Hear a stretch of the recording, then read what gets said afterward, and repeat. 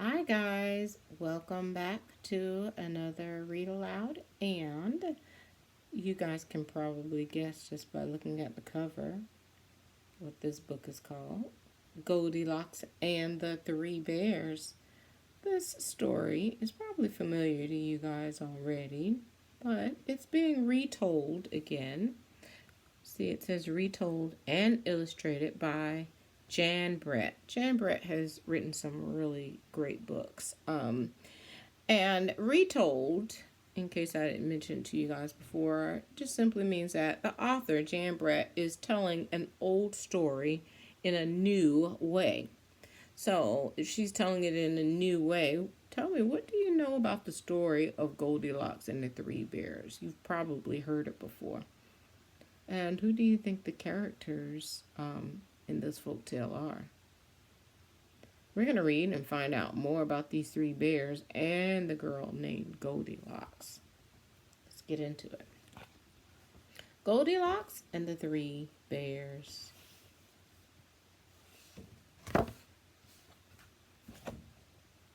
A beehive.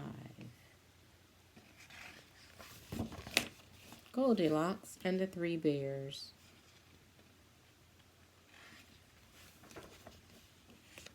I can tell already I love these illustrations. Look at all the details in it.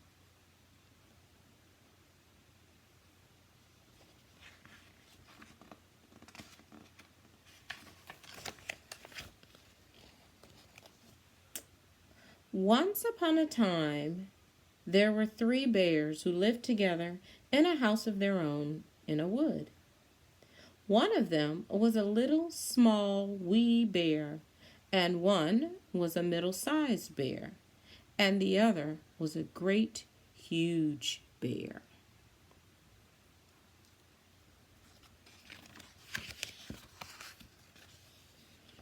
They each had a bowl for their porridge, a little bowl for the little small wee bear, a middle-sized bowl for the middle-sized bear, and a great huge bowl for the great huge bear. And they each had a chair to sit in, a little chair for the little small wee bear, a middle-sized chair for the middle-sized bear, and a great huge chair for the great huge bear.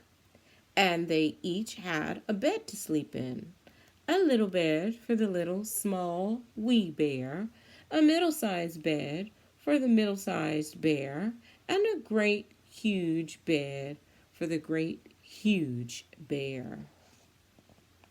I'm gonna stop a minute and let you guys look at these fantastic illustrations.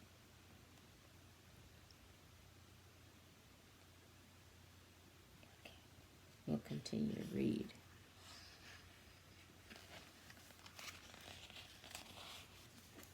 One day, after they had made their porridge for breakfast and poured it into their porridge bowls, they walked out into the woods while the porridge was cooling.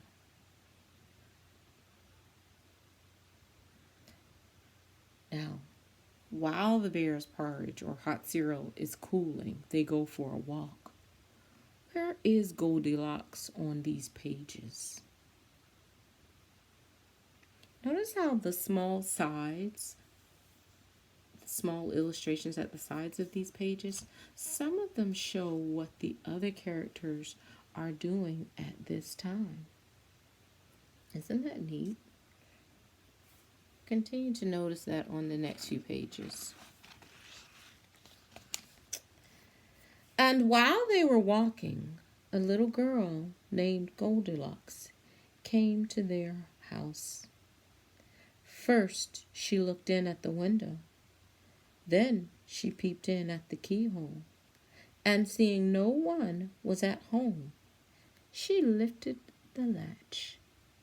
The door opened before her, and in she went. What do you think she's going to do when she gets inside, guys?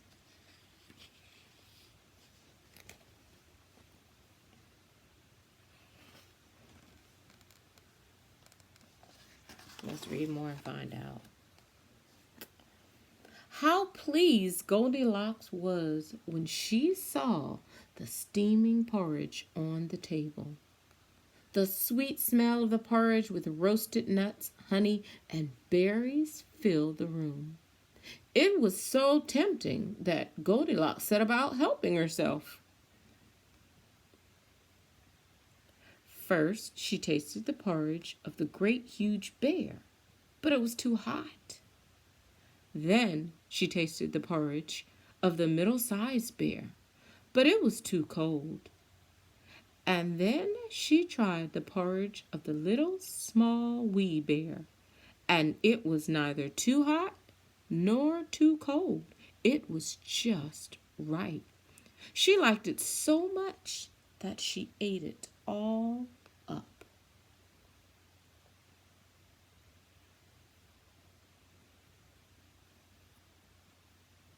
Now look at the side illustrations here. This time we're seeing on the side what who is doing. That's right. It's showing us what the bears are doing in the woods while Goldilocks is in their house tasting their porridge.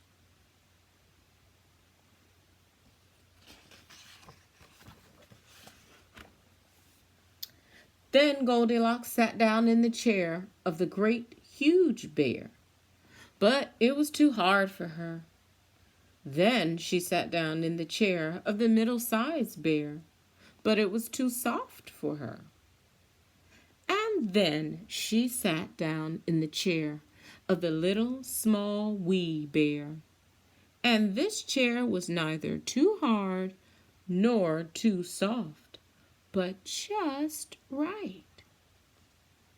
So Goldilocks seated herself in it, and there she sat until the bottom of the chair gave way, and down she came plop upon the floor.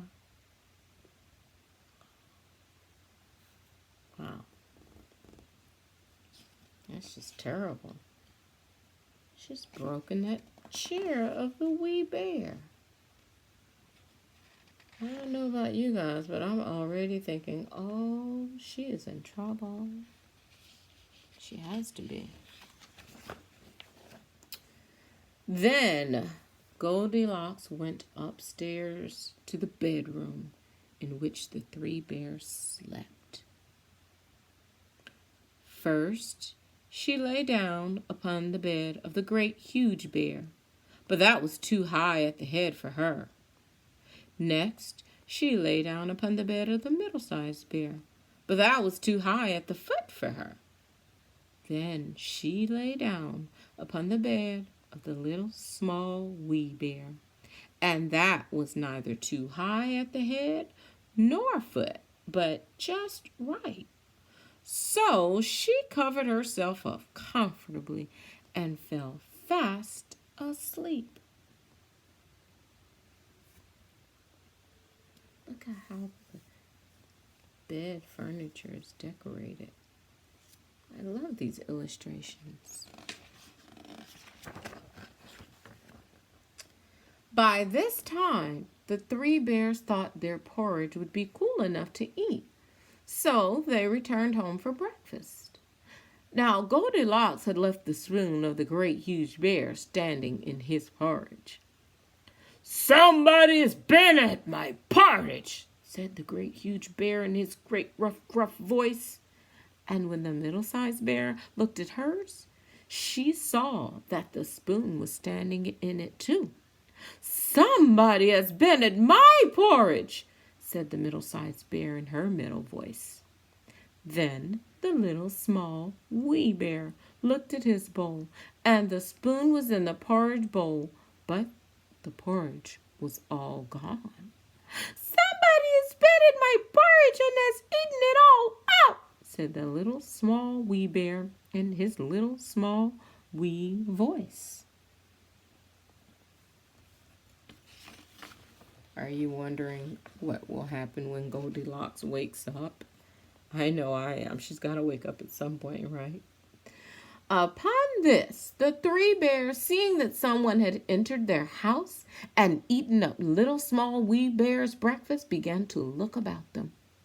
Now Goldilocks had not put the hard cushion straight when she rose from the chair of the great huge bear. "Somebody has been sitting in my chair," said the great huge bear in his great rough, gruff voice. And Goldilocks had crumpled the soft cushion of the middle-sized bear. "Somebody has been sitting in my chair," said the middle-sized bear in her middle voice. And do you know what Goldilocks had done to the third chair? Do you remember? "Somebody has been sitting in my chair and has sat the bottom right out of it," said the little small wee bear in his little small wee voice.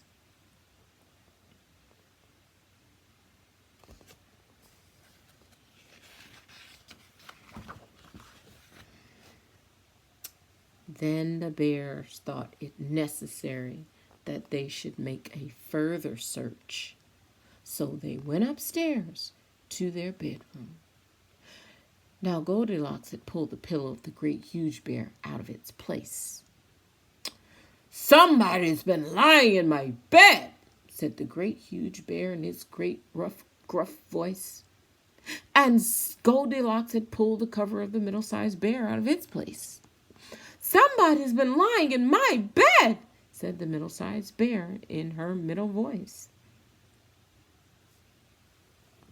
Can you imagine what's happening next? Can you guess? And then the little small wee bear came to look at his bed. There was Goldilocks, sleeping peacefully, her long shiny braids spread across his pillow. Little small wee bear just stared at her for a moment and didn't say anything. But then he cried, "Somebody has been lying in my bed, and here she is!" What's gonna happen when she wakes up? Goldilocks had heard in her sleep the great rough, gruff voice of the great huge bear and the middle voice of the middle-sized bear. But it was only as if she had heard someone speaking in a dream. But when she heard the little small wee voice of the little small wee bear, it was so sharp and so shrill and so like her own that it awakened her at once. At once, meaning right away.